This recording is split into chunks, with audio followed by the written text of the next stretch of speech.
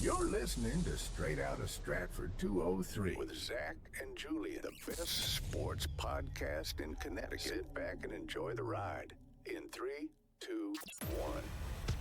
Straight Outta Stratford, slinging takes like Stafford, talking all the big games, have a beer right after. When it comes to the facts and the stats we provide, better know that our names will be up in the rafters. What is going on, guys? Welcome back to the Straight Outta Stratford podcast, episode number 4. I'm your host, Zach, along with my co-host, Julian. What's going on, guys? What's going on, guys? A lot to talk about today. I know this is kind of a dull point in the year for some sports, but we will try to add a couple topics. We will be talking about some different things this week, but obviously we'll still kind of gravitate on the main stuff that we were talking about in the previous episode. However, there is one thing I did bring up in the last episode, which we are going to start with today, and that is the MLB All-Star Game took place this week. We saw the Home Run Derby on, I believe it was Monday night, and the All-Star Game was on Tuesday night. And I'm not really sure how I kind of felt about the whole thing. Do you have any opinions on it? How'd you feel about it? Home Run Derby, I felt like the whole timed thing, right, is just ridiculous. Yep. I'm with you on that, 100% there. Like when they got to the point where they had the 3 extra outs for the bonus out, they were taking their time and they were hitting more home runs. And that, to me, that made it more interesting, right? Well, that's something they always used to do, too. So, like, I remember not too long ago, they used to have 10 outs, and you were able to hit as many home runs as you can before getting 10 outs. And the last ball, number 10, was the money ball. And the money ball would give you an extra 2 home runs for each home run that you hit. And I like that idea a lot better. That makes it a lot better because you have a limit of 27 pitches in a span of, in the first round, it's like 3 minutes. Yeah, no, I think it's 4 minutes in the first round. No, it's 4 minutes in the first round with 40 pitches. Yeah. And then in the second round and the third round, it's 3 minutes, 27 pitches. Yes, that sounds a little bit more correct to me. But we did see Cal Raleigh, the big dumper, win the Home Run Derby. He beat Junior Caminero in the final. I'm personally not a fan of the new format as well, too. Like you said, I'm much more partial to the 10 outs, unlimited pitches, the no timing. And the thing that I saw from it, I don't know if you saw it, is the first round this year took like 2 hours. I remember watching it at work because I'm at work, super late at night. The first round did take a while. Dude, it started at like 8:15. After the intro from Pat McAfee and all the players, coming through the little thing, popping up on the stage and, representing. But then they started it at like 8:20. And I remember leaving work at 10 and the first round still was not over. So what I don't also like, right, is that in the first round, they don't have a swing off. No, they don't at all. Like Brent, I'm sorry, but Brent Rooker got robbed. Well, yeah, that's something that I was going to say too. Like what I don't understand, right, is that you have, I am all for the new seeding format. You have all 8 players going head to head, and the top 4 advance. That part of the rule change I love. I like that because instead of the old format, you'd be competing against. Say you're the 8 seed, you're going up against the 1 seed, and most likely you have no shot to advance. Yeah, no, I could see that happening too. But so instead of having, all 8 players go 1-on-1, like 1 versus 8, 2 versus 7, 3 versus 6, 4 versus 5. Yeah. You have 1 through 8, no seeding, and the seeding only happens once the first round is over.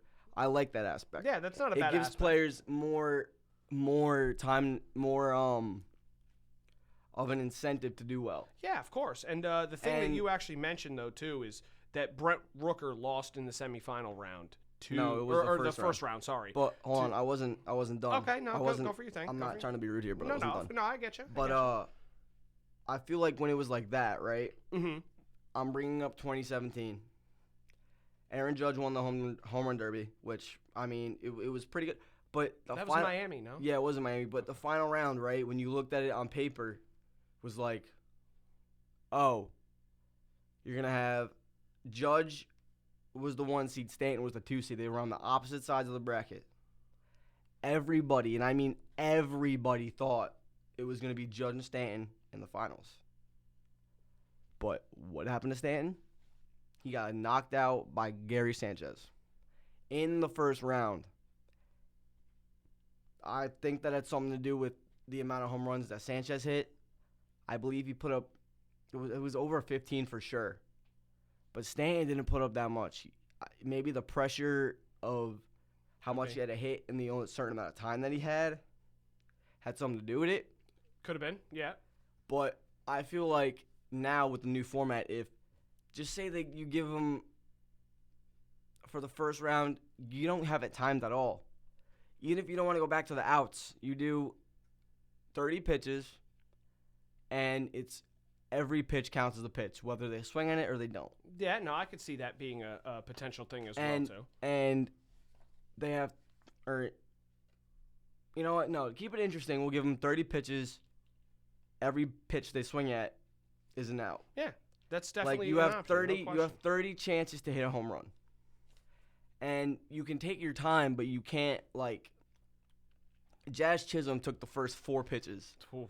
I'm a Yankee fan. I'm not happy. He should have never been in it, to be honest with you. No, he has sneaky good power, but he came out and said that he wasn't going to try and win it. He was just doing it to have fun. Kind of like what Mookie Betts did last year. Yeah, I could see that. But again, like I said, if you want the best results, like I'm going to bring this up now too, because obviously we touched on the whole Brett Rooker thing, and a lot of people felt like the way that it was handled, it was a little bit rigged for the more fan favorite guys, which I understand. Now, obviously, Cal Rowley's leading the league in home runs right now, but Rooker definitely put on a great performance that night too. But the one thing that we were just saying is about Jazz Chisholm, there were a lot of people complaining online saying, why is Jazz Chisholm in the home run derby? Now, granted, you are right. He does have that little bit of sneaky power, but there's got to be a way for the MLB to implement a system where you have the top power hitters. Because most of them don't want to do it. I know, and which is something that I'm going to touch on again. Like I said, like I know for Judge, right? Judge came out and said after that year he's not doing it again. Well, yeah, unless it's at Yankee Stadium because it messed up his swing. Well, yeah, Alonso did the same thing too. After he won back-to-back years, he said, it threw me off a little bit, and I don't want to do it. No. Yeah.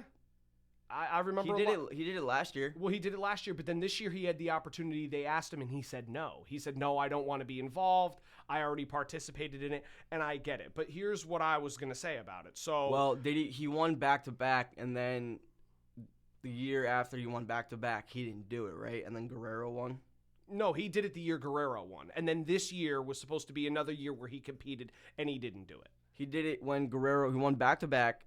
Did it when Guerrero won, did it the year after that, and then... Okay, yeah, and then decided he didn't want to do it. I remember last year, who won it last year, Teoscar? I think Teoscar Hernandez may have won it last year. But my thing is, and I've said this is kind of what I had an idea of. I had to write it down because I want to make sure that I give everybody my personal opinion.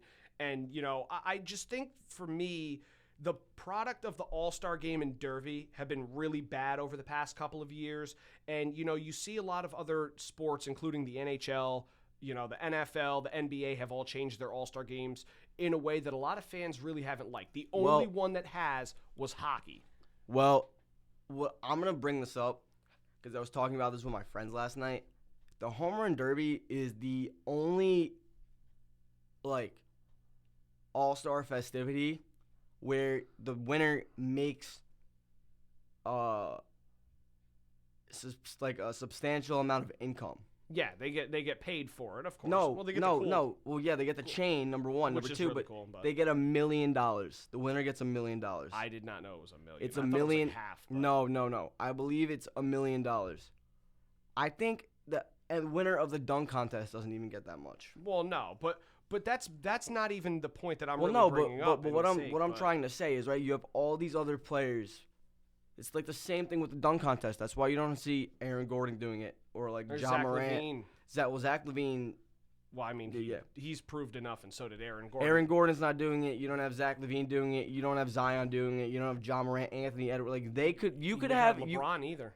Well, LeBron, yeah, but you could have an insane dunk contest, and you don't give the players enough of an incentive to do it. Yeah, and see that's where it kind of relates to my point. My whole point was the fans are the ones that vote for the players to be in it. The fans are the ones that vote. Well, no, I'm saying for like the All-Star game. The All-Star game, yeah, fans vote. But for the home run derby, it's just... No, the home run derby's not. They kind of just ask anybody. But my thing is, I feel like they should have the fans vote for the home run derby too. And the reason why I say this is because if you want the best product and the fans want something to see, you want to see your viewership go up. Because obviously, not all the fans are going to be in attendance, but a lot of them will watch on television. If you want the viewership to go up, you want to give the fans exactly what they're looking for. And I feel like when it came to the All-Star game and when it came to the home run derby, a lot of the fans were kind of just like, what kind of, showing is this? Especially for the All-Star game. I'll bring it up right now. Like, I was even looking. Hold on. Give me 2 seconds, then I'll let you do your thing. Listen to the names of players that opted out of the All-Star game, and you tell me what you think. Zach Wheeler, Julio Rodriguez, Jose Ramirez, Alex Bregman, Jeremy Pena, Jacob deGrom, Max Fried, Brandon Lau, Garrett Crochet, Yusei Kikuchi, Hunter Brown, Chris Sale, Robbie Ray, Freddie Peralta, and Matthew Boyd. That's like 15 players. They vote for those guys, and they're not even going to be in the All-Star game. Well, Chris Sale's still hurt. Well, some of them I can understand, like Yamamoto, Sale. Yeah, Max Fried got hurt. What? No, it was because he wanted his rest so he could pitch coming back. No. So he was pulled last Friday from the game. Started on Saturday, I believe. And Saturday's game, he left in the third inning because he had a blister on his finger. Oh, okay. Blister. I remember somebody saying that to me. He had a blister. But still, if they're that concerned about injuries and rest and I don't want to be in it, they got to Why are they having it? Exactly. If they're going to, at least if you're going to do something, I'd say either A, get rid of it. Just give the players a week off so that they can rest because obviously a lot of them do want that mid-season break. I completely understand that. Or put it at the end of the season. I was just about to say that. Just put it at the end of the season. Put it in Puerto Rico where it's nice and warm. You'll have fans show up. It makes sense. No, I am going to steal the NFL play for the I'm going to go back and talk about the winnings part in a second, but what they should do is do what the NFL does. Before the World Series, give the teams a week and a half off. And if your teams are in the World Series, your players just don't go to the All-Star game. Yeah, but that goes off my point then. I want to make sure that if the All-Star game, obviously the teams that are in the World Series are going to have a significant amount of All-Stars. Yes. I would want those guys, especially if they want their viewership to go up, to be in that All-Star game. I Put agree. it after. I agree, but you're talking about the NFL with the Pro Bowl, which has gone to a joke. It's a joke. It's a joke. It is it's a joke. Yeah. But what I'm saying is that you don't see players opting out of the Pro Bowl. They do it no matter what. And I believe they don't even get paid for that. Well, it's also that it's kind of a joke now too. I mean, you've watched it. I guarantee. No, you a lot I know. Of viewers have watched it. Even when it wasn't a joke, they didn't get paid to go to the Pro Bowl. They just did it because it was fun. Of course, they did it because it was fun. But that's the way that it should be for all of these sports. But look at the ratings. Look at the viewership. I want you to look that up if you can, at some point. I'm curious to see. Going back to what I said earlier, right? The winner of the dunk contest only receives $105,000. That's it? Yes. Second place receives $50,000, and the other two contestants receive $20,000 just for participating. That's horrible. Now, for the 3-point contest, right? The winner only gets $60,000. Where second place receives $40,000, third place receives $25,000, and everyone else who participates receives $15,000. That's horrible. And you wonder why players in the NFL, in the NBA, don't want to participate. But see, like, but then when you're talking about the home run derby, right? Mm-hmm. Cal Raleigh received $1 million. Wow. Okay. Yeah. Junior Caminero received $500,000. Yep, I figured $500,000. Wow. And everybody else who participated received $150,000. And O'Neal Cruz received an extra $100,000 for hitting the furthest home run of the night. But that's what these leagues need to do. Now, if you can, look up the viewership for all of the four major sports, because I was seeing this a little bit the other day. I could be wrong. I just want to verify my sources. When the NHL dropped their All-Star game and replaced it with the Four Nations face-off, I believe they said they had 16.7 million viewers throughout that tournament, which is insanely good. That's exactly what you want to see. But then if you look at the Home Run Derby, the NBA All-Star Game, and the Pro Bowl, I wouldn't be surprised if all of those are under like 4.5 million viewers for each event. And that's not good. If you want to see your viewership go up, especially with these companies like the NFL and the NBA and all their sponsors, you know how you really make the money? Give the fans the product that they want to see. Include the top players. I know, obviously, I'm not saying that the players are lazy or they're ungrateful, because that's not the case, but a lot of them want to opt out. Oh, I don't want to participate. You got to come up with some sort of incentive to make these guys want to participate, so not only does it benefit the fans, but it also benefits the companies and the leagues themselves for having better viewership. It helps them in the long run, and it just doesn't make sense to me. I think that the whole product, at least this year for the MLB, was horrible. Horrible. And especially now that we'll get off the Home Run Derby a little bit, was the All-Star game. You see a 6-6 tie, and you figure, hey, we're going to go into extra innings here. And they go to a swing off, and Kyle Schwarber, I think, ended up hitting 3 home runs during the swing off. Yes, well, I don't understand. Well, I don't understand, right? I understand Boone is the manager, and like it's the All-Star game and whatnot, but you don't ask the players, oh, do you want to go up there and do a swing off? You tell Cal Raleigh, you tell Aaron Judge, you tell Pete Alonso. Well, Pete Alonso did do it, I think. No. Kyle Stowers did it. Kyle Schwarber did it, and then someone else did it. It was not Pete Alonso, because I would have known that. Well, I would have known that. Let me look that up. I'm telling you, I can guarantee you it was not Pete Alonso. But besides that, Kyle Schwarber wins the swing off for the National League, so the National League wins in a 6-6 tie. I get it. Like, people are like, oh, once you leave the game, you can't come back in. That's not true. Schwarber was subbed out of the game. Well, yeah, Schwarber was subbed out of the game. And he was brought back for the swing off. But the part that pisses me off, and I hate to be this way now, because we saw Alonso hit I think it was a 2 or 3 run home run during that game. Corbin Carroll hit one. They give the MVP of the All-Star game to Kyle Schwarber. No, Pete Alonso did do it. Pete Alonso did do it? Yes. Wow. Okay. See, I was right. Wow, maybe I was wrong. I thought I was watching that part. No. Realize So for the I saw Stowers at bat. Yes, it was Kyle Stowers, Schwarber, Pete Alonso. Really? And for the American League, it was Brennan Rooker, Okay.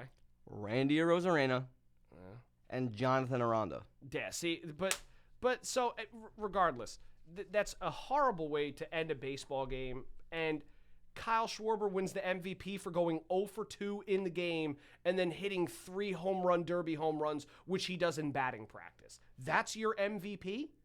There are a lot of other players that you could have given that MVP to. I'm not even saying Pete Alonso. I am saying Pete Alonso is the Yankee fan. Well, it's because as a Mets fan, everyone would be, oh, you're biased. Biased. No. As a Yankee fan, Pete Alonso hit what, a 3-run home run? Yep, he sure did. And was that the 6th inning? I think it was late in the game. It was off Chris Bubich. I know that for a fact. But regardless, he could have been your MVP, but you give it to a guy that goes 0 for 2 in the actual game and then goes up for basically a batting practice swing off and hits 3 home runs. Well, that's pathetic.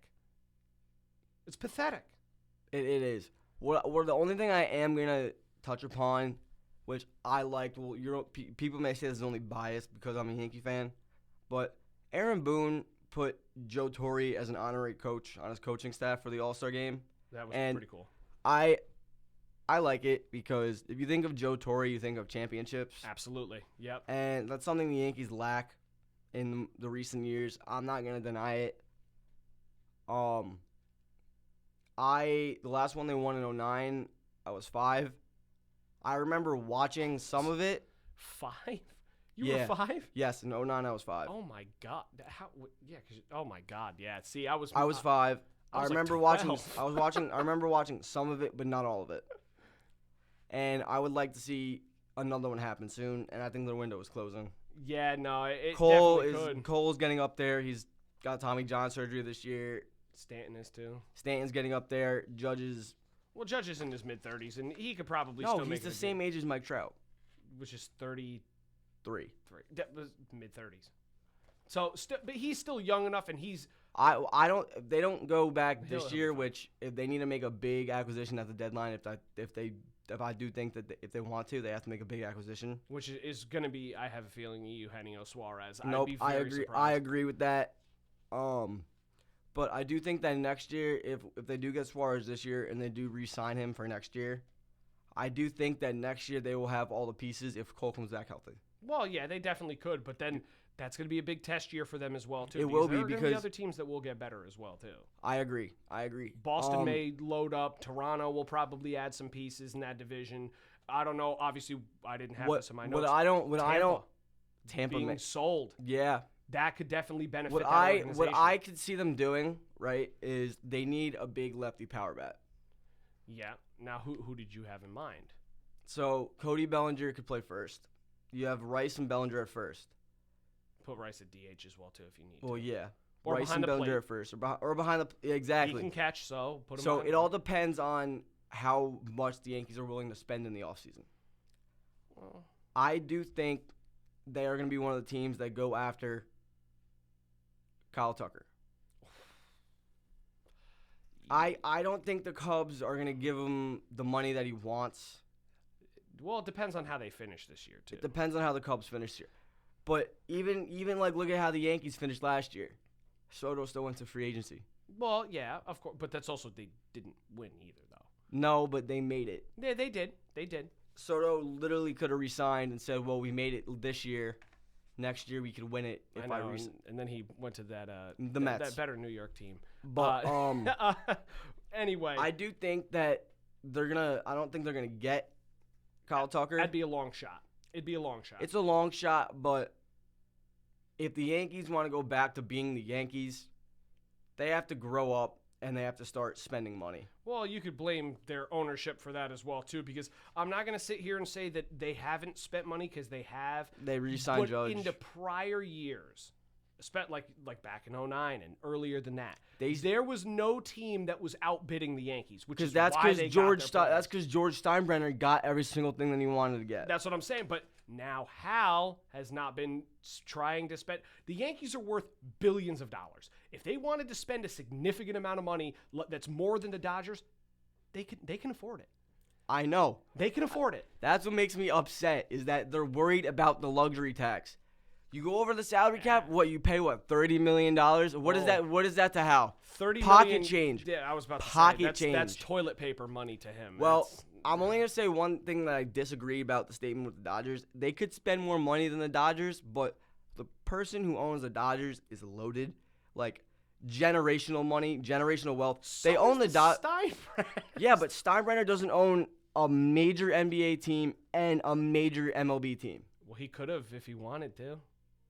He had the money to buy it at this point where he could make more money off of it. Look at Steve Cohen doesn't own any other teams. Now he does have his own hedge fund, so it's a little bit different. He's got big money. But the person who owns the Dodgers also owns the Lakers. I know he does, which is still crazy. But that being said, they still need to find a way to spend more money because I know that they have it. They can afford the luxury tax, and they definitely could Another thing that they do is they prospect hug, and don't be afraid. It's like okay, I understand Spencer Jones, George Lombard Jr. They're gonna be great, but we're in a championship window now. If somebody, say Arizona, calls you up and says, "Hey, give us Spencer Jones and somebody else, and we'll give you Zach Gallen, Suarez, and somebody else," I don't think they'll do it, but. You guys will probably end up getting a 2-for-1 for Eugenio Suarez being the one. You'll get rid of a prospect that's a decent prospect and one that's probably lower down the chain. Because I'm telling you right now, I'm seeing it. There was a prediction on, I believe it was Twitter, X, whatever you want to call it, and they had a bunch of these big accounts that were predicting where players are going. A lot of them actually said that Zach Gallen was going to end up going to either, I saw the Mets, or I saw another sneaky one, was Boston, which would be shocking. Boston does need help pitching. They also do have good pitching, but if you bolster that rotation with Crochet and then Zach Gallen at the top of it, and you still have Nick Pivetta, I think it's Nick Pavetta's still been there as well too. I think Pivetta is there. He was with San Diego, if I'm not mistaken. I believe he's with Boston now. I could be wrong, but they do have a pretty decent pitching staff. They do. And they have Brian Bello too, and Brian Bello's been very good this year as well. I am going to say one thing for the pitching aspect of the Diamondbacks. The Diamondbacks coming into the season were a team that was thought out to be that could go pretty far. With Corbin Burns and Zach Gallen, yep. And Montgomery's still on the team, right? Yep. Yeah, that did not fan well. Corbin Burns. Or fare well for him. Yeah. That was rough. Anyway, we'll move off to baseball a little bit because we do have other pitchers for the Red Sox. You got Crochet, Tanner Houck, who's on the IL. Well, I knew. Walker Buehler, who's been horrible this year. That's right. Yeah. Walker Buehler's been horrible. Lucas Giolito, Brian Bayo. Holy smokes. Yeah, they have the pitching staff of 2021 on their team right there. Holy. Cutter Crawford, Patrick Sandoval. Yeah, maybe Sandoval. They could package maybe one of those guys.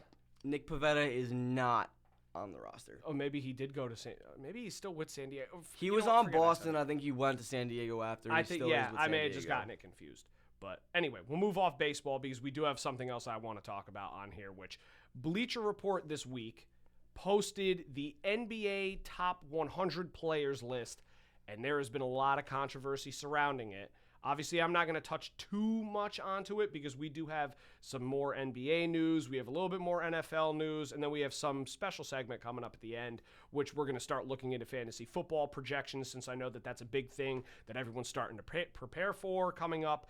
But they had the NBA top 100 list that they released, and there were a lot of people that were very confused with some of the placements for certain players. Now, the first one that I'll start with, which, again, could end up triggering a huge argument for most people. For me and maybe you, I don't know. Jordan was number 1. LeBron was number 2. Do you think that's a fair assessment? You think Jordan 1, LeBron 2? No. What do you think? LeBron 1, Jordan 2.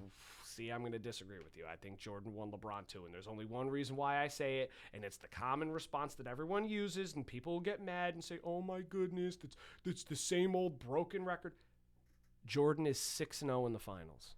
Yes, he's 6-0 in the finals, but when you look at LeBron, right, LeBron has been a dominant player in the league since the day he stepped in. Yeah. And Jordan kind of just, I'm not saying he was bad at one point, but towards the end of his career, right? Yeah, with the Wizards. With the Wizards, yeah. And he even had to take a 2 to 3 year break because of gambling issues or something. Yeah, but then he came back and won 3 more championships. Yeah. So, it's very tough. Like I said, I'm not going to get into a huge argument about it because you could sit here and argue who's better and who's worse. There were just a lot of people that were complaining about it, which I can understand. That you think that it's actually even more, important because you just said LeBron's number 1. I say Jordan's number 1. LeBron has 4 championships and 4 MVPs. Yeah, well, 2 Finals MVPs. He's Michael 21, Jordan, I believe, has 6. 21 time All-NBA, 21 time All-Star. I think that is every single year he's been in the league. Yeah, no, and like I said, I'm not gonna sit here 6-time and argue. All-Defense. That's listen.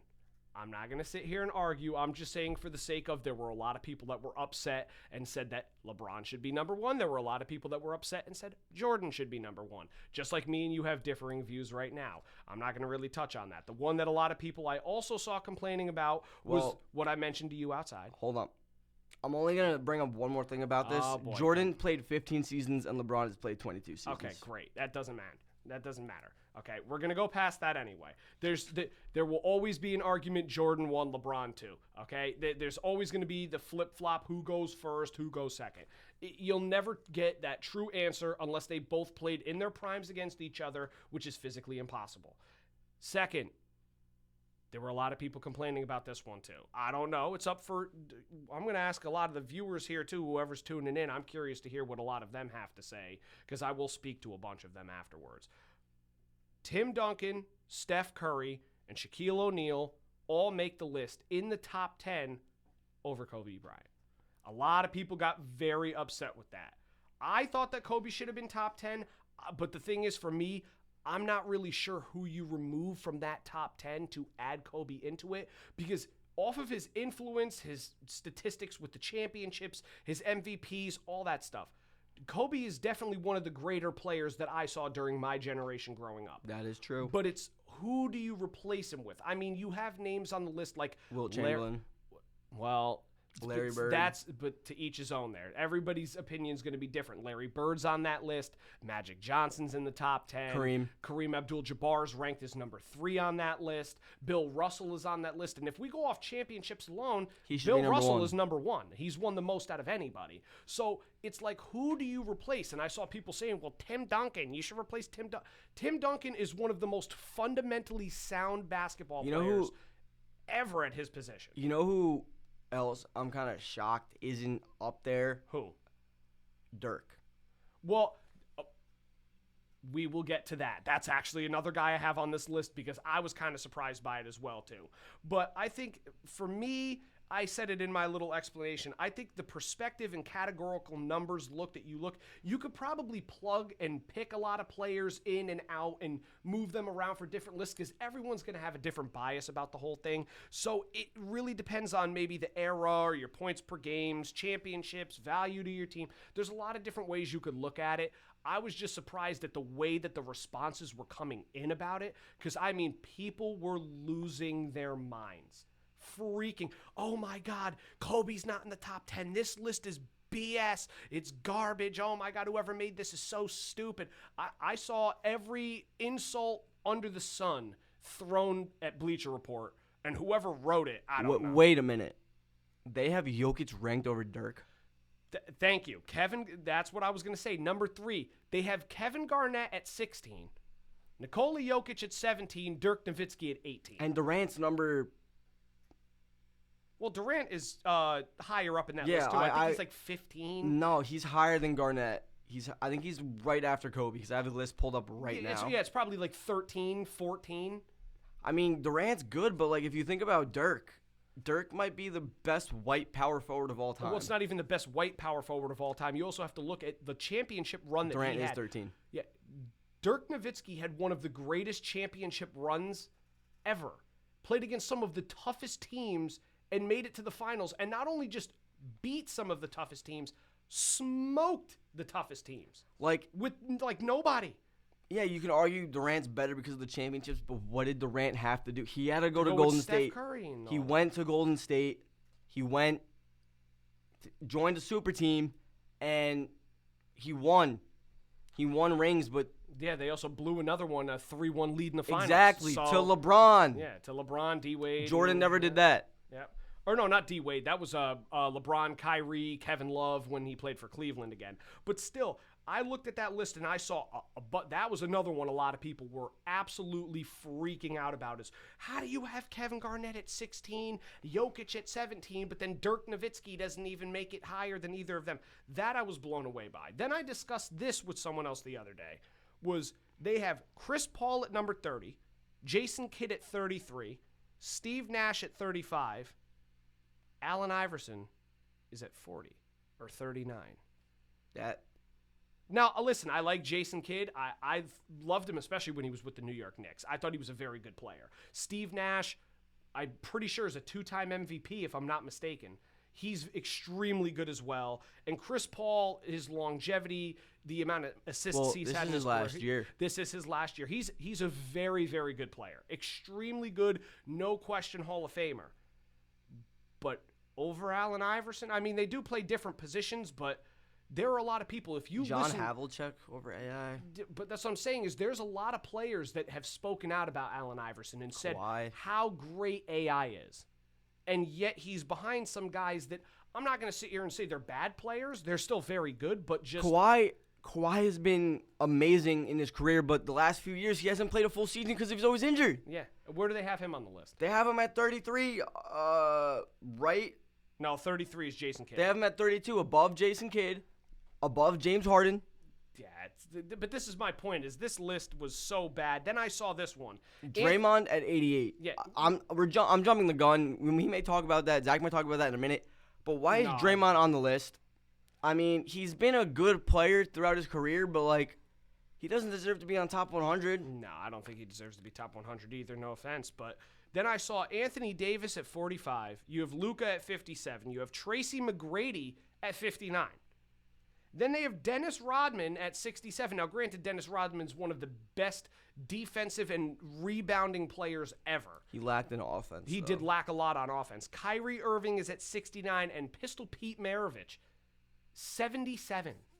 What are we doing? Like, now listen, I wasn't born during that era. I didn't even watch him play.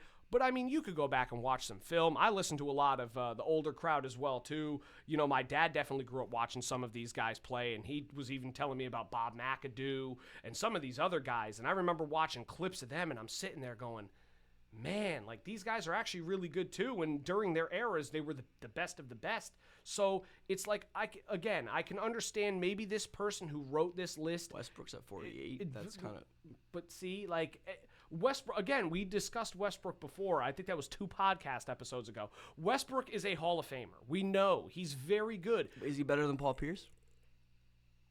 Yeah, I probably would put him over Paul Pierce. Like, now I'll probably get a lot of hate from Celtics fans on that. I just never was a big fan of Paul Pierce. Maybe is he better bias. than Ray Allen? I don't know. I see. It's tough for me, man. Like, Ray Allen is one of the you have he's rated above Gary Payton. Yeah, it's just like I said. There are a lot of names on this list that they're deserving to be in the top 100. It's just where they put them, and obviously you'll never, like I said before, you'll never know the true answer of who's better than who on this list because you have players from all different generations that have all played during different time periods, that if you said, oh, well, they need to play one-on-one, well, one of them will be maybe in their prime. The other one is, like 60, 70, 80, maybe even dead. Like, you can't, like what? That is true. I mean, Russell Westbrook being 48 let's say 48 or 47? I think it was 48. Him being 48 is a little wild in my opinion. But that's my thing. Is like because T-Mac is 59. T-Mac was like such a good player. He has the record for the most points scored in the least amount of time, right? What was it like? Yeah, 11 points in 30 seconds. No, I think less than that. I thought it was 11 points in like 20 something seconds, 22 seconds, 23 seconds. So it's something nuts like that. But 13. Was it? 13. Tracy McGrady points. 13 points in 33 seconds. 13 points in 33 seconds. Okay, still insane. Yeah, that's nuts. That's nuts. But it just seems to me, like I said, that you're never going to be able to really find out the true answer of who's better than who. It's just, like I don't know how to put it in this sense. It's such a hard thing to do is write these top 100 lists. I would let a lot of the players and past players talk about it and let them kind of pick the list because they know better than others. I don't know if some beat reporter or a journalist should be writing these because they may have a bias towards one generation, especially today. If they're a journalist, they probably only grew up in such a, certain period that they didn't even watch some of these other guys play. So to say, oh, well, I personally believe that, Dennis Rodman is better than Pete Maravich. It's like, well, maybe they watched Rodman, but they didn't watch Pete Maravich. So it's obviously it's very hard. They'll never come up with a perfect list. That's why I'm not going to sit here and say, well, I think this, I think that. Because to be honest, I think that the list is just absurd and it's extremely impossible to make it perfect. Up here, they have Paul George at 78. I think that might be the most fair. Like, I'm not saying Paul George deserves to be at 78, but he's a great player. In the more recent years, he's struggled. He's had a little bit of injuries. Yeah. But when it comes time to the playoffs, Paul George just, shows up. Yeah, but again, like I said, you will never have a perfect answer for where on the list. The only ones that should be fairly easy to make maybe is the top 10.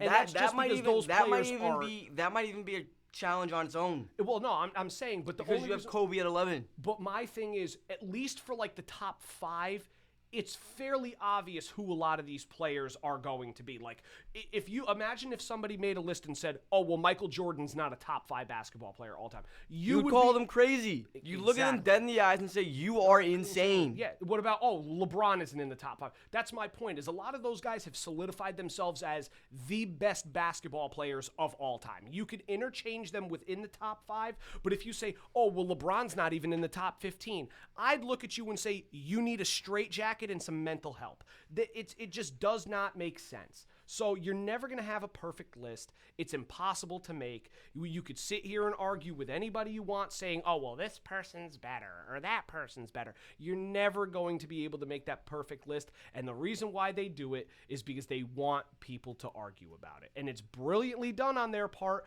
but I think it was a little bit absurd where some of these people are put.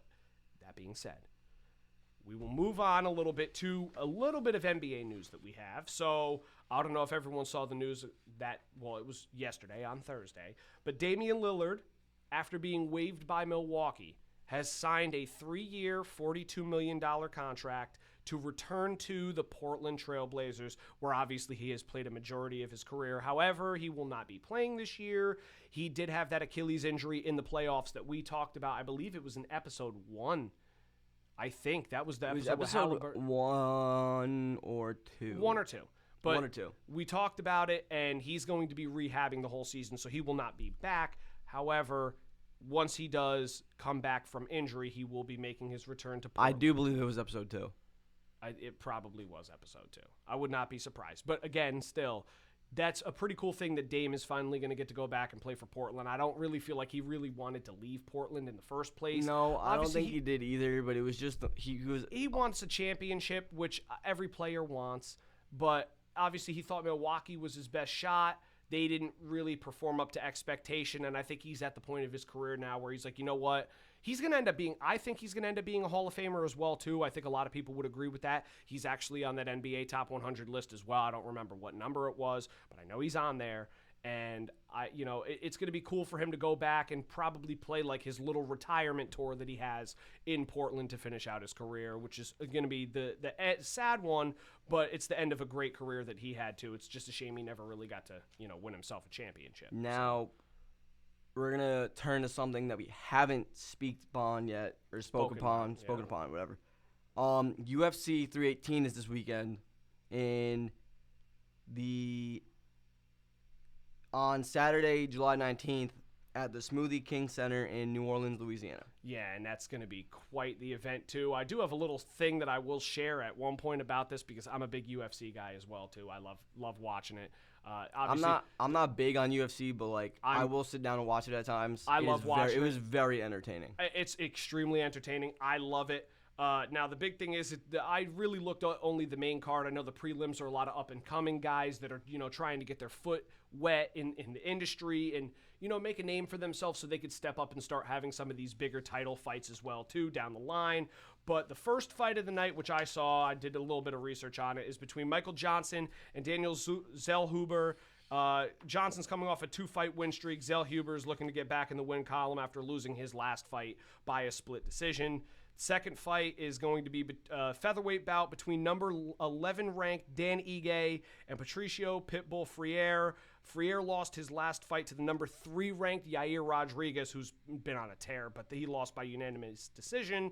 And Ige comes in the fight winning by way of KO and TKO in his last fight. He opens as a -166 favorite in the betting odds, which I like making my bets on UFC. Usually I do have some pretty decent luck with it, so I've had my moments, even though I know sports betting is never easy. You could listen to Drewski say, oh, well, pick on Prize Picks. No, don't do it unless you got a little fun money, you want to have a little fun, then go for it, sure. Then you can touch on it. The third fight card of the main card is a welterweight bout between the number 7 ranked Kevin Holland and unranked Daniel Rodriguez. Holland and Rodriguez are both coming off 2-fight win streaks. Yeah, which I see. I'm a big fan of Kevin Holland too. I like his trash talk that he has when he's inside the octagon. I mean, the guy is a freak. He's had his moments too. I feel like he has underperformed in some of the bigger fights that he's had, but I think that this could be a good way for him to kind of move himself back up in the rankings. Obviously, we mentioned he's the number 7, so he is a pretty decent fighter in this industry, especially at his weight class in welterweight. I think he may have just transitioned to welterweight before. I'm pretty sure he was a lower class and he moved up. I could be wrong, but he's been a pretty good fighter to watch as well. The number 4 fight is actually a middleweight belt between Paulo Costa, who's funny as hell, I'll get into that a little bit, and Roman Kopylov of Russia. Costa's going to come into this fight off of a 2-fight losing streak, but you got to give him a little slack because he lost his last 2 fights to 2 guys. One of them has, I don't know if he's been a champion, but he's always one of the higher ranked in his division, whichever division he fights in, and one actually is a former champion, and that is Robert Whitaker and Sean Strickland. Strickland is the former champion, obviously. And then Kopylov is coming off of a 2-fight win streak, and he won his last one by KO and TKO. But the last fight of the night is going to be exciting. That I'm looking forward to. You can read it if you want to. One thing I'm going to say is you said that Costa is hilarious, right? One UFC fighter that I love that's always hilarious, whether it's the way he gets knocked out or just the way he acts and is like when he gets announced as winner or his interviews, is Johnny Walker. Oh, yeah. Johnny Walker is hilarious. He may not be the best UFC fighter, but, like, he doesn't take it seriously. Well, the thing is, he's had some really impressive moments in the UFC as well, too. And then just, like, I don't know what happened, if it was just his confidence. He lost one fight, and then his confidence went, or if he's not taking it as serious as he used to. But he's been, like, really strangely bad in certain fights. And it was weird because I liked him for that exact same reason. I thought that he was very entertaining. He was a little bit flamboyant in some moments, but he definitely knows how to attract the crowd. Yeah. So I was kind of surprised by his Sometimes the way when he gets fall-off. knocked out, he looks like he's like straight out of a cartoon. The last one was bad. And then there will be times where like he beats the living daylight out of somebody, and then like when he gets announced winner, he like acts all surprised. Yeah, he does like the worm and stuff like that. I've seen him do some crazy stuff. Yeah. But the big fight, which I'm excited for, obviously it's the main event of the evening, is a lightweight division bout, and it is the conclusion of a trilogy and also a career for the Diamond himself, Dustin Poirier, as he faces off against the BMF champion, newly crowned after beating Justin Gaethje a couple months ago, Max Holloway. And this is going to be, like I said, it is their 3rd fight against one another. Poirier has actually won the first 2 fights against him, so technically he has already won the trilogy, but Holloway's been, like I said, on a little bit of a tear. He's been fighting a lot better. I love watching him fight too, because especially in those last couple minutes, you see him pointing down at the middle of the ring and basically saying, hey, let's give everything we got right now. Straight punches, just throwing haymakers. Let's see if one of us can knock each other out. And what he did to Gaethje, I mean, if you guys haven't seen it, I would look it up online. It's Holloway versus Gaethje for the BMF championship. That knockout at the end of the fight was nuts. I think it was actually the fight of the year candidate for I don't know if it was for an ESPY. It probably was for the ESPYs. I definitely think it was a candidate spot, but then it also won UFC fight of the year as well too. That was an absolute performance, and the BMF champion himself, Max Holloway, is actually going to open up with -118 betting odds. But the thing that I liked about it is the fact that now that it's Dustin Poirier's final career fight, he's fighting in his hometown of New Orleans, Louisiana. He has confirmed that he will have Lil Wayne walking him out for his final fight, which is going to be really cool. I'm excited to see that. As long as he's not performing a song off the new album. Well, it may not be off the new album, but I would not be surprised if he performs one of his classic songs. That's what I'm hoping for, because I wasn't really a big fan of the newest album. Well, I wasn't a huge fan of it either. There were a couple songs that I really liked, and they actually did throw a Sean McVay bar in there in the first song. Welcome to the Carter. That was that was cool. Obviously, as I wear my LA Rams jersey in here, you knew I was going to say something about Speaking of the Rams, we are going to transition into football. Yeah. Von Miller announced that he is signing with the Commanders. The veteran pass rusher signs a 1-year deal with the team after 3 years with the Buffalo Bills.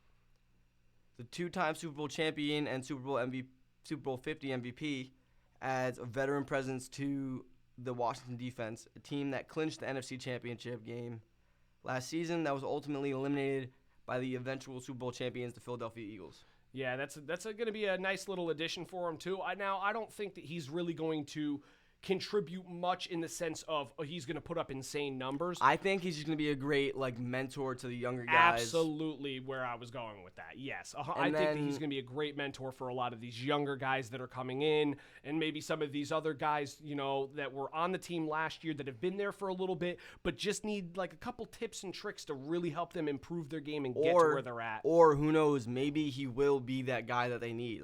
He could be.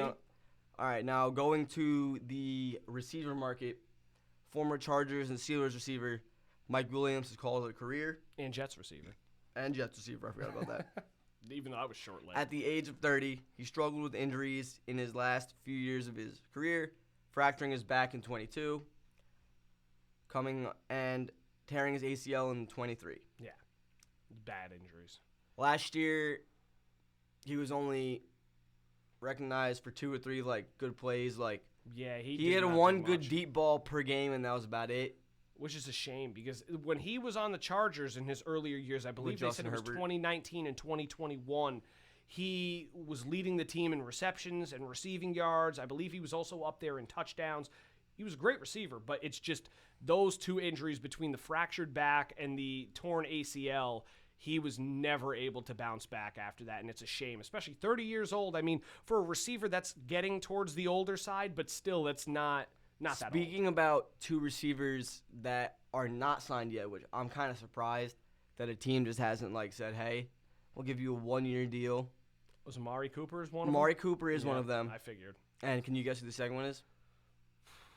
Keenan Allen? It is Keenan Allen. Aha. See, I know my stuff. I'm curious to see. The thing is, I think that what they may do, and I would not be surprised, is if there's a team that later on in the year has a receiver go down, they might sign with them. They might sign with somebody like that. Especially for some of these other contending teams, because we see in the NFL. Obviously, I'm not going to say it in the career aspect, but for the season aspect, NFL's basically not for long. A lot of these guys, they get hurt a couple games into the season. I do believe the average span of an NFL career is only 3 years, which is not surprising because of the way that... Well, the injuries and stuff like that and the physicality of the game definitely drives that. But it's just... For those guys, especially Amari Cooper, I know he's a little bit older. Keenan Allen is much older than I believe Amari Cooper is as well, too. Keenan Allen's been in the league for a while. I don't know their exact ages, but I would not be surprised if Keenan Allen has at least 2-3 years on him. Maybe find that out. I would. Yeah, you could go ahead and check that out. The thing is with them, like I said, I feel like there may be a team that they're in playoff contention or they see themselves as a contender, and maybe somebody goes down and they need that quick guy that they can immediately add into their lineup that's familiar with, big games and stuff like that. And I could see Cooper and Allen both being guys that get added to rosters. Amari like Cooper is 31 and Keenan Allen is 33. Yeah, see, I said 2-3 years difference. I knew that there was a little gap between the two. But both of those guys, I think, especially Amari Cooper, he really didn't get used as much as I thought he was going to with Buffalo last year, which was really shocking because Buffalo never had that number 1 receiver. And I thought Josh Allen was going to be like, oh, I found my guy. And, it was just strange. They didn't have a number 1 receiver last year, but in years prior they did. Well, with Stephon Diggs, yeah. But even then, especially with last year, like I'm saying, they had some moments where they needed – and it showed they needed that wide receiver 1, that big guy to step up, be there, be like the safety blanket for Josh Allen if he was, getting pressured in the backfield and he needed to dump the ball off to somebody. It's kind of like, screw it. What's his name's down there? Amari Cooper used to be that guy too, and he's only 31, so it's not like it's that crazy. So I thought he was definitely going to get more usage. I'm very surprised that he didn't, but... I hope he gets an opportunity. I liked watching him when he was at Alabama as well, when he played with, I believe it was the Oakland Raiders, now obviously the Vegas Raiders. He's been bounced around by a couple teams. Raiders, now. Cowboys, Browns. Bills. Yeah, he's bounced around, and he's always been a good player. It just never really seemed to work out in the long term. I wouldn't be surprised if one of them signs with the Steelers because the Steelers traded away George Pickens. Pickens. Yeah, I could see that. I could definitely see that. Now, speaking about Steelers fans can rejoice because T.J. Oh, Watt yeah. signed an extension with Pittsburgh, which made him one of the highest paid non-QBs in NFL history. The extension is 3 years, $123 million, with $108 million guaranteed. The 30-year-old is entering the last year of his contract and is coming off a funk of a season, but a 7-time Pro Bowler and 4-time All-Pro who led the league in sacks 3 times in 2021, 2023, and 2020. Yeah, I mean, the guy's an insane talent. I've always said that because the thing with Steelers fans, I like a lot of them, but there's a lot of them that have come at me, and it's actually right here. I'm wearing my Aaron Donald jersey, and I heard a lot of them say, well, T.J. Watt is better than Aaron Donald is. And I'm just like, listen, they're playing 2 completely different Exactly. positions. They're 2 completely different players. T.J. Watt is an incredible defensive player. Unbelievable as a pass rusher. The guy, if I'm not mistaken, look up this stat. I could be wrong. I'm almost positive I'm right, though. I think last year alone he had 6 forced fumbles, which led the league. I could be wrong, but I believe it's 6.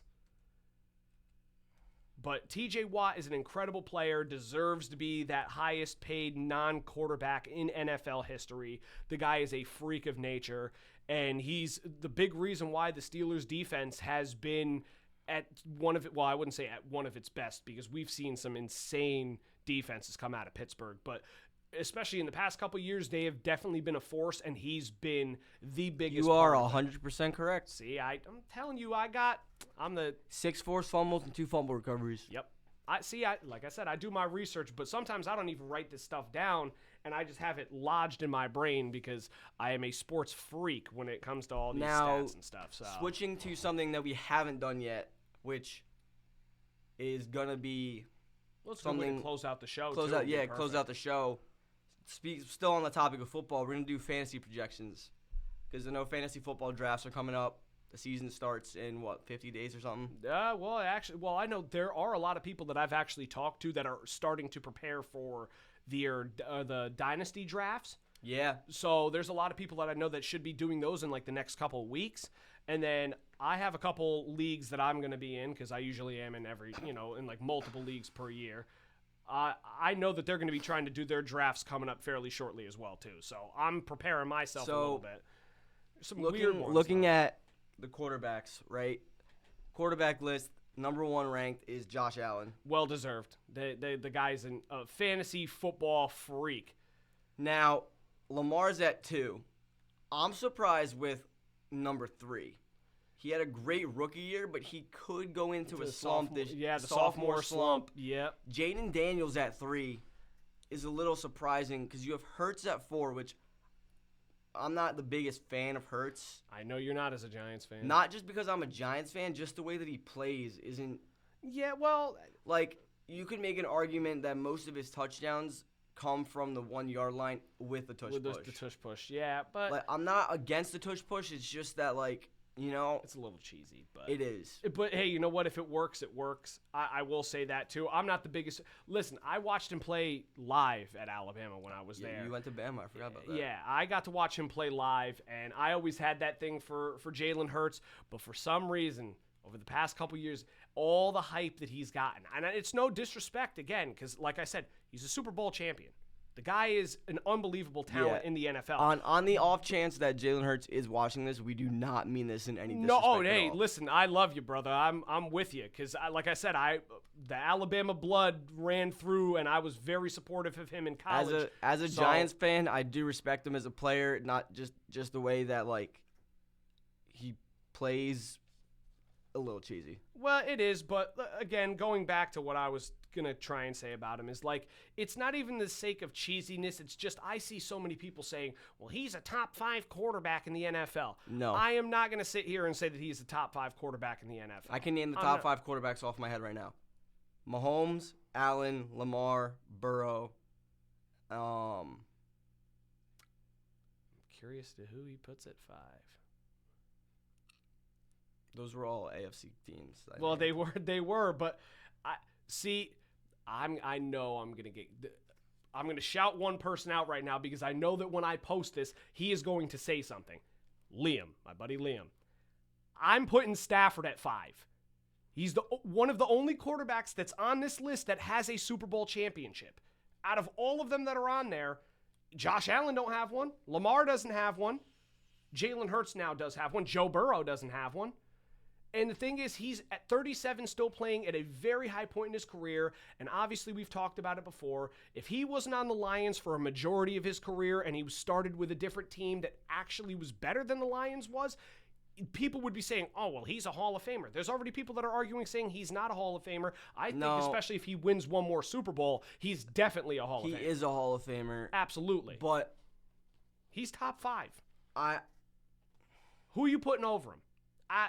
Listen, we'll go through the rest of the list too. But right now, I may throw Jared Goff over him. Absolutely not. No, I mean, you may think that I am crazy, but you are. That's nuts. No, listen, I get you're a Rams fan. All right, let me speak. Oh, I could smoke you for that. But you won't. Oh.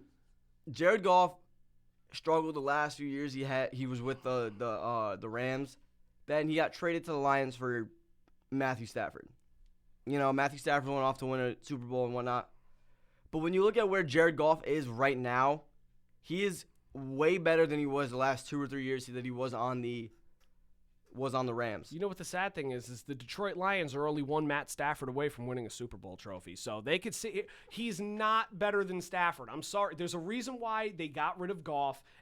Now, Goff is definitely in a better position than he was with the Rams before because he has improved. I'm not saying that he wasn't, he was bad with the Rams. He was horrible. He brought us to a Super Bowl. He's a good quarterback. But top 5 in the league with no Super Bowl and some big moments where he's choked, especially look at the Washington game last year. He did not play well. All right.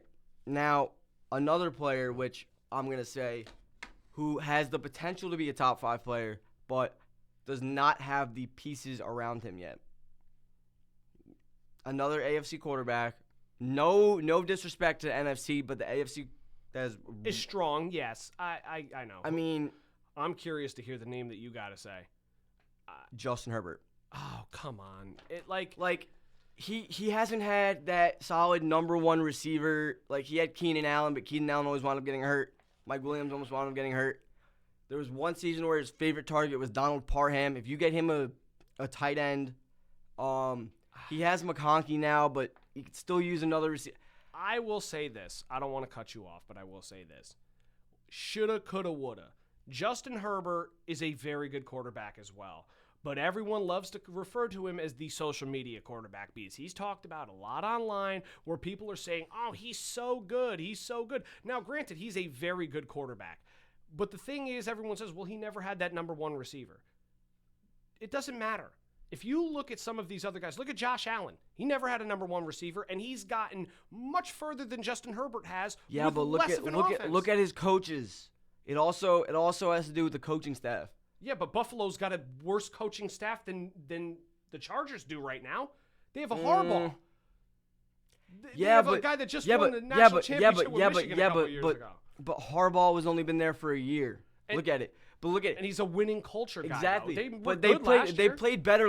Herbert played better last year than he did, I believe, in any other season that he had in the NFL. Yeah, but he still was not even close to some of I'm these not other saying guys. he was top 5 last year, but I'm saying, he had Brandon Staley for, 4 years? Hey, Brandon Staley was a great coach, too. Maybe not a head coach, but he was a great offensive coordinator. And that's coming from a guy that knows him very well because he used to coach for this team when they won the Super Bowl. So, now, anyone can the hate last all they want. thing I'm going to say about this quarterback list is that it is sad that the Browns do not have a single quarterback on this list. Well, you know what the funny thing is? The Colts have Anthony Richardson and Daniel Jones on there. But hold on. When I was doing the research for this list, yeah. Numbers 34, 5, 6, and 7 are all Browns quarterbacks. And it was, if I'm not mistaken, it was Dylan Gabriel, Shedeur Sanders, Joe Flacco, and Kenny Pickett in order. All right, now going to the running back list, right? Horrible. The running back list, controversy with the first overall. When you think of the first selection for a running back, right? Saquon Barkley. Wrong. They're projecting that Bijan Robinson gets taken over Saquon. Absolutely. Bijan has not been used properly since he has gone to Atlanta. Yeah, well, they're thinking that could change now. New quarterback, full season with a new quarterback. It could change. However, has nothing. It doesn't have much to do with the quarterback play. It all has to do with the playbook. Well, it also does have to do with the playbook. But again, like the thing is with the quarterback that I bring it up for that reason is certain quarterbacks will try and use different playbooks because it may benefit their play style more. Obviously, Penix is still fairly new, so maybe they try to incorporate the run a little bit more, which is why they see Bijan moving up. Maybe they make some changes to that playbook. Maybe they go pass heavy and Bijan is a screen guy that they use and they plan on throwing him the ball out of the backfield more. And that's a bit because this list is PPR, so it's points per reception.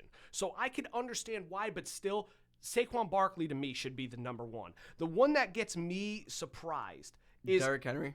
Well, a little bit of Derrick Henry. I know Ashton Genty deserves to be up on the list. He hasn't played yet. He hasn't played yet. Well, the thing is, I think that they're looking at it in the sense of they know that he's going to be the biggest centerpiece of the offense. That's going to be their guy. That's the reason why they drafted him where they did. Well, they have Brock Bowers, too. They do have Brock Bowers, but he is going, like I said, same thing with the way that Bijan runs. They are probably going to use, now that they have Geno, they're going to love doing those little dump-off passes, letting Genty try and get some yards. So Brock Bowers may actually fall down a little bit on the list, but not that bad. I'm surprised that Kenneth Walker isn't higher up.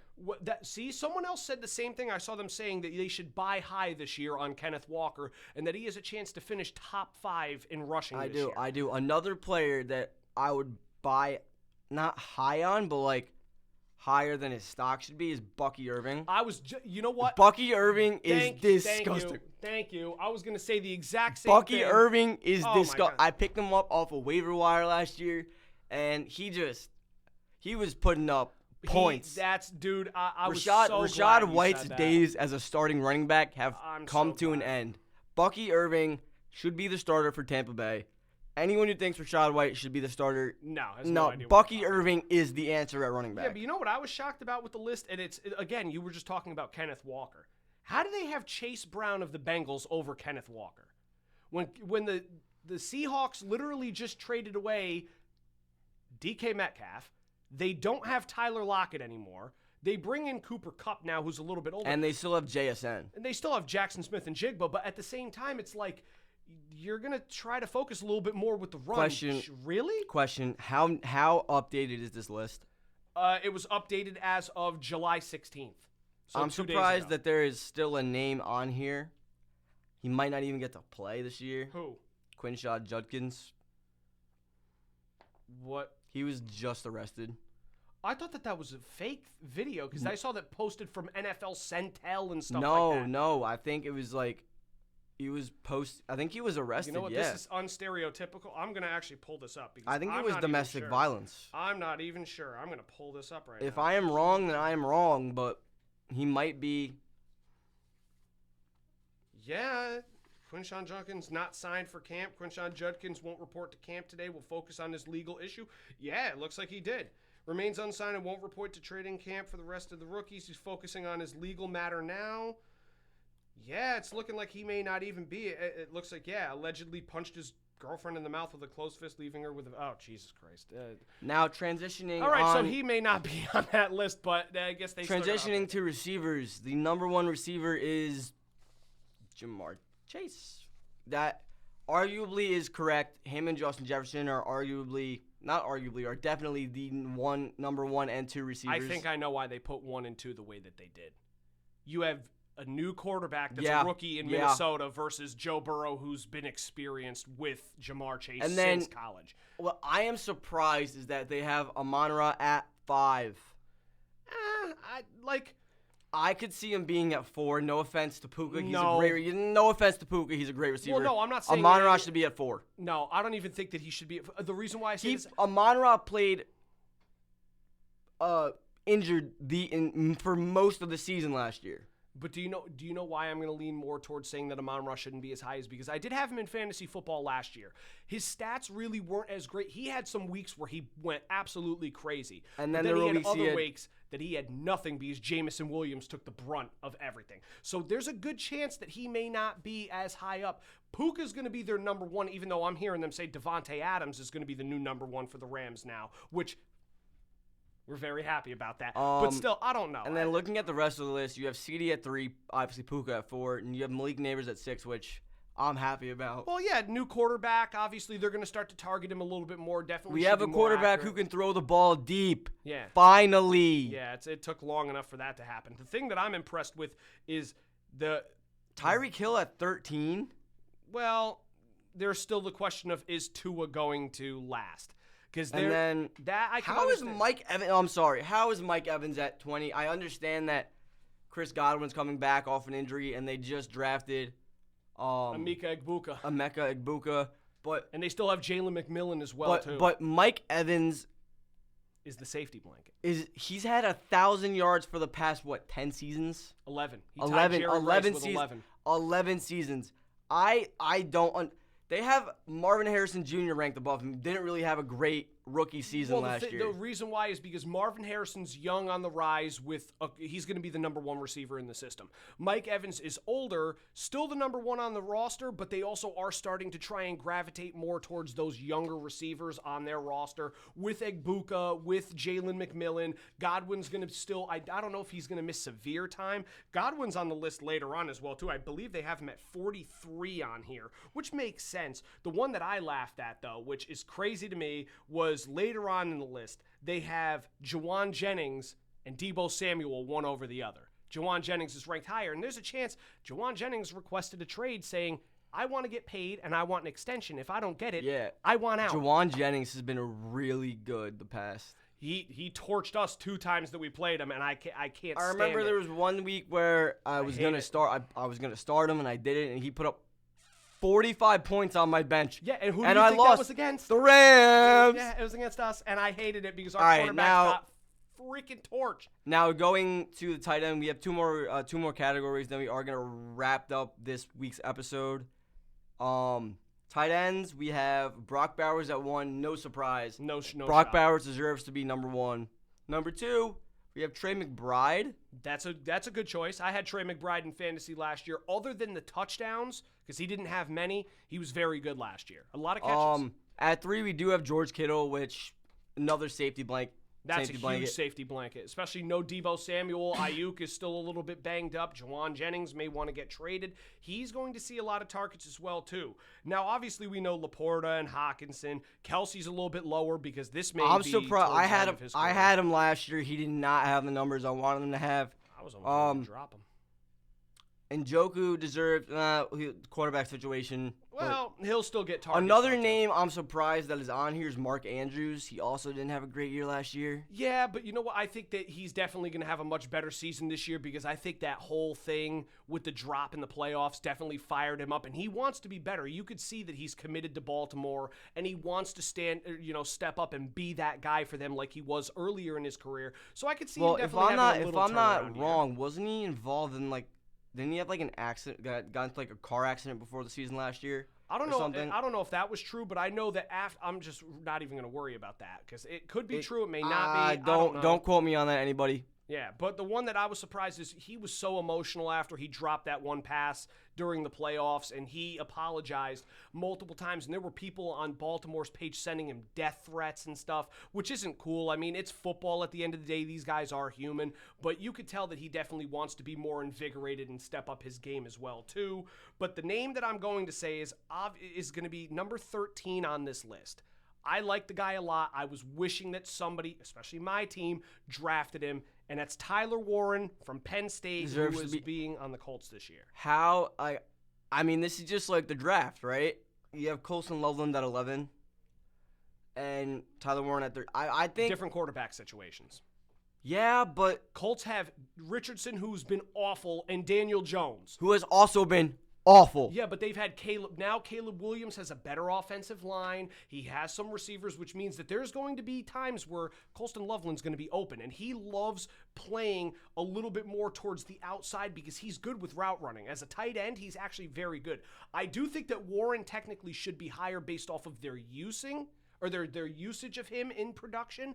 But obviously, I don't know how that offense is going to operate depending on who's there. Now, it really depends. There's a lot of names that could be scrambled around. all over the place. Going to the defense and special teams and whatever, you're going to say I'm biased about this, but Giants should be higher. I'm looking at number 17, and I'm a Giants fan. I do think that they should be higher. I'm not saying they should be in the top 10. Actually, no, I am saying this. They should be in the top 10. Well, the thing is, they haven't proven anything. They haven't proven anything, but if they're going about this on paper, they should be in the top 10, maybe even top 5. I think PFF ranked the Giants defensive linemen as the best in the league, and their defense, maybe it was somewhere in the top 10. I don't know where it was. Well, it could be. But if you look at where they were last year, right, they had a pretty solid defensive line with Dexter Lawrence, Kayvon Thibodeau, and Brian Burns. And now they add Abdul Carter. They add Abdul Carter, who has the potential eventually to become the next Micah Parsons coming out of Penn State. This sounds like my group chat. I'm friends with all Giants fans. And this sounds exactly like my group chat. Abdul Carter is very good. He was the best linebacker coming out of the draft. No surprise that the Giants got him. Yeah, I figured, but... And then what do? They go and add Paulson Adebo, who has played great for New Orleans the past few years. They finally have a solid cornerback one. They do. And then they got Javon Holland from the Dolphins, who replaced... But you're mad that it's 17. How about my boys? 21? With another one of the best defensive lines. I know their secondary is a little questionable, but they definitely have improved. That middle linebacker room has gotten better, especially with the way that they drafted. They ended up getting, which I thought was a steal in the draft, was Chris Paul Jr. out of Ole Miss. Great player. I watched him tear some teams apart. Yes. His nickname is Pooh. Chris Paul Jr. And he's a freak. And I'm excited to watch that kid play. They also picked up Nate Landman from the Falcons, which they've said he's worked really well during the OTAs and training camp sessions that they've had so far. But the one that I was actually surprised with the most isn't even one of our teams. I thought that the Broncos defense was going to get ranked higher and ranked as a number 1 over the Texans. Now, granted, the Texans defense is very good, but the Broncos in the offseason, obviously you still have Pat Surtain, and they ended up drafting, I think, what's his name, Jahdae Barron, who they just signed to a nice contract as a corner. They added Talanoa Hufanga from the 49ers. And Dre Greenlaw, right? And Dre Greenlaw to that room. So that defense is going to be terrifying next year. I would have thought for sure that was the number 1, and they gave the Texans the number 1. Now, granted, I'm surprised they have the Eagles at number 9. Well, did they lose anybody? I don't think they lost Darius Slay and traded him to Pittsburgh, and I forgot who they brought in. They got someone else and brought him in. But I'm surprised that they're that low, too. I would have thought they were higher, especially since they have the Seahawks defense over them. Now, the Seahawks defense is good, but Philly's defense is extremely good. I don't understand that. Baltimore's defense is on the list. The Patriots are number 5? What? The Patriots are number 5. Well, you also have to remember this is defense and special teams, and their special teams actually is fairly decent. So they will contribute points based off of punt returns and kickoff returns for touchdowns. They usually do have a pretty decent special teams. So that I will give them. But I was surprised even the Cowboys are at 25. I'm not surprised at that at all. The Cowboys have the pieces and everything, but I mean, Dan Quinn's a great defensive coordinator. I just don't think... I think they'll be ranked a lot higher, and I think the only reason why they're as low as they are is because last year their offense was on the field for very little of the games, and they were losing some of these other games because their defense was gassed. I definitely think that they will be better next year. So I genuinely don't understand how that's a possibility. With all that being said, I do want to thank you guys for tuning in to episode 4 of the Straight Outta Stratford podcast. I am Julian, and this is my co-host, Zach. Yes. And we will be back here next week for episode number 5. See you guys next week.